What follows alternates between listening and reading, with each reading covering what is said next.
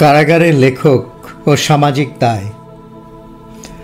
কারাগার শুধু শাস্তির জায়গা নয়, অনেক সময় এই দেওয়াল মানুষকে বাধ্য করে গভীরভাবে ভাবতে, লিখতে, সৃষ্টিশীল হতে।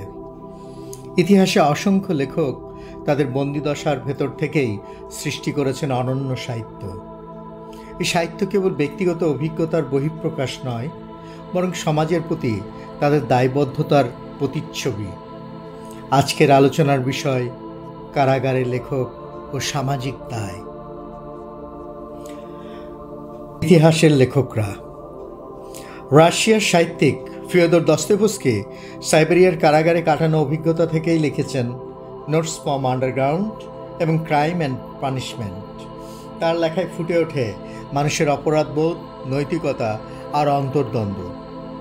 আয়ারল্যান্ডের নাট্যকার অস্কার ওয়াইল্ড বন্দি জীবনের বেদনাকে রূপ দিয়েছিলেন the ballot of reading jail কাপে, যা আজও মানবতার এক অমর দলিল।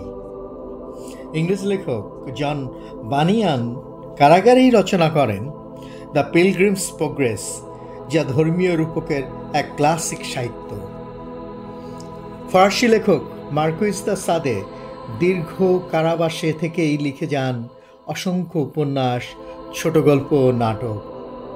এমনকি ফ্রান্সের সম্রাট নেপোলিয়ন বোনাপার্টও নির্বাসন ও বন্দিত্বে বসে রচনা করেন নিজের স্মৃতিকথা। আর কাজী নজরুল ইসলাম ব্রিটিশ শাসকের কারাগারে বন্দী ছিলেন প্রায় 4 মাস। কারাগারে এসব লেখার ধরন কীরকম ছিল? কারাগারের লেখা কেবল সাহিত্য নয়, এটি হয়ে ওঠে প্রতিরোধ, আত্মরক্ষা এবং সমাজের প্রতি বার্তা। প্রথমত, সার্ভাইভাল থ্রু টেক্সট। কঠিন বন্দি জীবনে মানসিকভাবে টিকে থাকার হাতিয়ার হয়ে ওঠে লেখালেখি।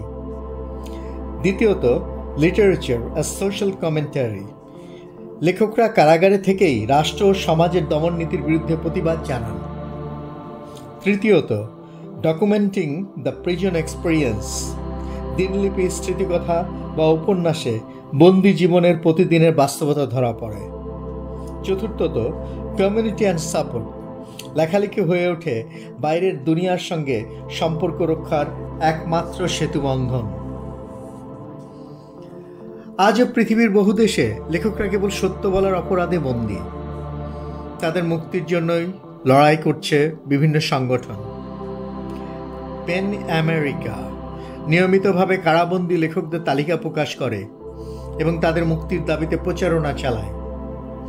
Pen International Writers in Prison Committee প্রতি বছর 15 নভেম্বর আয়োজন করে Day of the Imprisoned Writer, যেখানে বিশ্বজুড়ে মানুষের দৃষ্টি আকর্ষণ করা হয়। এছাড়া নিউজিল্যান্ড সহ বিভিন্ন দেশে স্থানীয় কমিটি গড়ে উঠেছে যারা বন্দি লেখকদের পাশে দাঁড়ায়। কারাগারে লেখা সাহিত্যের প্রভাব বহুমাত্রিক। এটি সমাজের সামনে তুলে ধরে অন্যায়ের মুখোশ। এটি বন্দীদের দেয় আত্মপ্রকাশের স্বাধীনতা ও কণ্ঠ। এটি সাধারণ মানুষকে পরিচয় করিয়ে দেয় কারাগারের অদেখা বাস্তবতার সঙ্গে। সবচেয়ে বড় কথা, এসব লেখা সমাজকে মনে করিয়ে দেয় স্বাধীনতা ও বাক স্বাধীনতা মানবতার মূর্ত শর্ত। লেখকের কলম তাই কেবল ব্যক্তিগত নয়, বরং সামাজিক দায়বদ্ধতার প্রতীক। কারাগার হয়তো শরীরকে বন্দি করে, কিন্তু কলমকে নয়। বন্দিশালার অন্ধকার ভেদ করেই জন্ম নেয় সাহিত্যের আলো। সেই আলো আমাদের শেখায় স্বাধীনতা কেবল ব্যক্তির জন্য নয়, গোটা সমাজের জন্য জরুরি। কারাগারের লেখক ও সামাজিক দায়, এই আলোচনা আমাদের মনে করিয়ে দেয় সত্য বলা কোনো অপরাধ নয়। তাই আসুন আমরা বন্দি লেখকদের পাশে দাঁড়াই। স্বাধীন লেখনীকে সমর্থন করুন, বন্দি লেখকদের পাশে থাকুন।